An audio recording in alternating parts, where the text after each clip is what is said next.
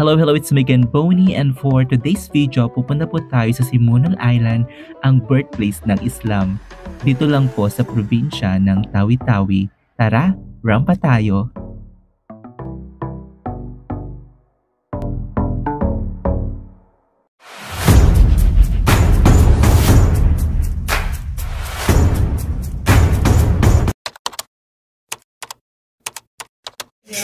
Kompleto na sila ng mga gamit. Ayan ang pa-breakfast ni Mayor. Nasaan na pa si Ating Highway?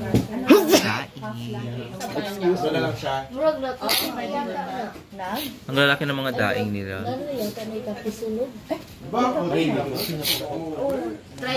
Mag-island hopping na kami dito sa Tawi-Tawi.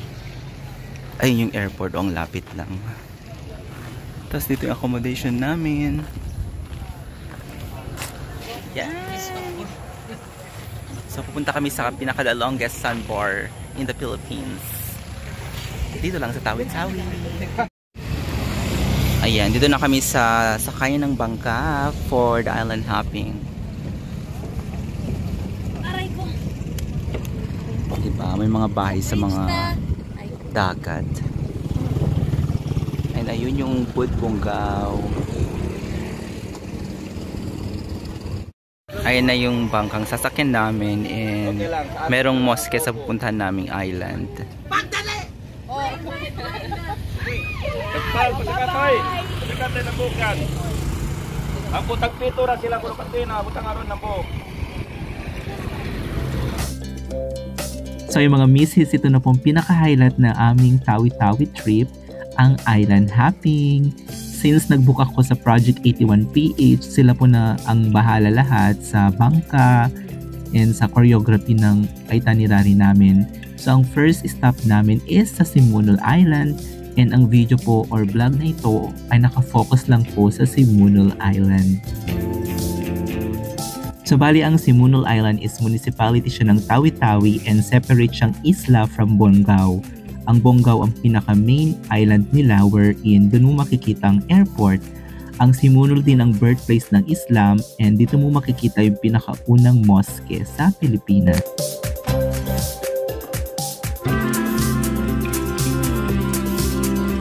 So yung travel time, umabot din siya ng almost 2 hours, 1 hour and 30 minutes something. And nakakatuwa kasi first time ko sa part na to ng Pinas and I'm so excited talaga.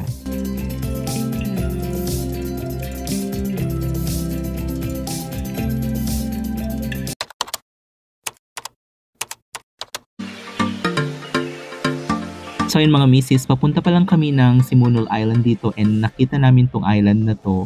Para siyang Maldives, ang ganda-ganda. Also nakita ko yung mga bahay ng mga badyaw na sa island lang talaga, nakakatuwa lang. Nakita ko lang yun sa picture or internet before.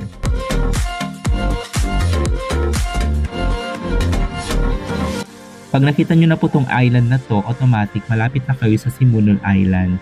Medyo parang 30 minutes pa siya ganun or 1 hour pero malapit na siya dito. E nakakatuwa lang kasi nakita namin tong island na to.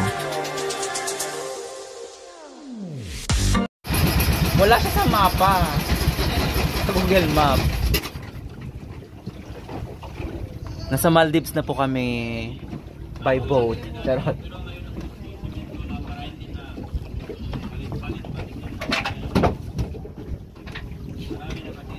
Ang ganda ng Tawi-Tawi. Mukha siyang mababaw pero hindi. Hindi yan. Pinalakhan pa niya yung area niya. So nag-reclaim na naman sila. Nagdagdag ng buhangin. Sino ba yan? Ginawa lang nila. Maliit lang kasi yan. Tapos pinapalaki. Kaya wala siya sa Google Map. Ay, oo. Hindi siya natural ano kasi. Sino gumawa? Sa Maldives, wala siya sa Google Map kasi hindi talaga siya lumalabas. Kasi yung naka-Google Map ko. Tapos ayun, gumawa sila ng isla rito. Maliit lang daw dati to. Diba? Ang galing nila.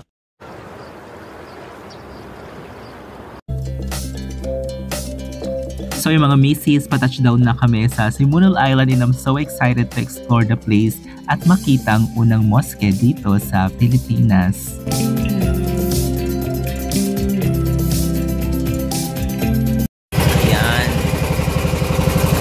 sa daungan, sa Sinumul, Tawi-Tawi.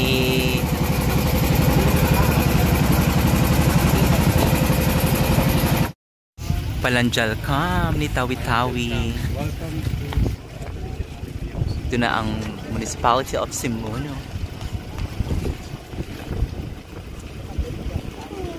Ayan, dito nyo makikita yung pinaka-oldest na mosque. And dito nag-start yung Islam daw. Ayan, ayan yung port. Ayan.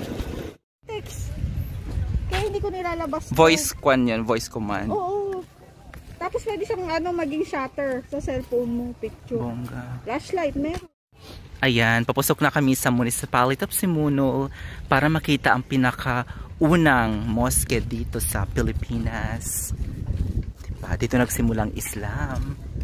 Malakas ang signal ko dito, ne. Ito na yung mosque nila rito. Picture na yan? Wag na. Ay, picture ka? Sige.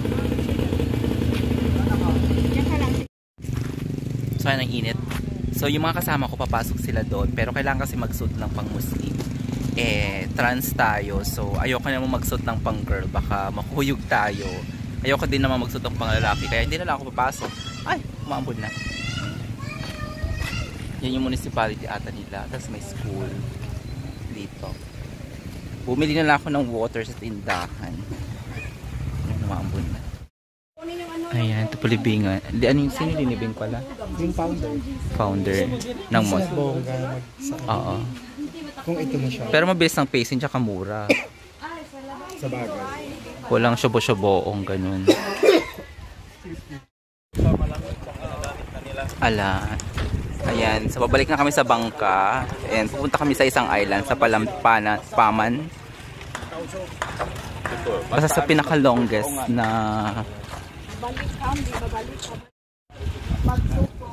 ayan, paalis na kami dito sa Sinumul and sasakay na kami sa bangka. Papunta kami sa pinaka-longest sandbar in the Philippines. Palampangan ata yung name. Hindi ko kasi mag-google at walang masyadong signal.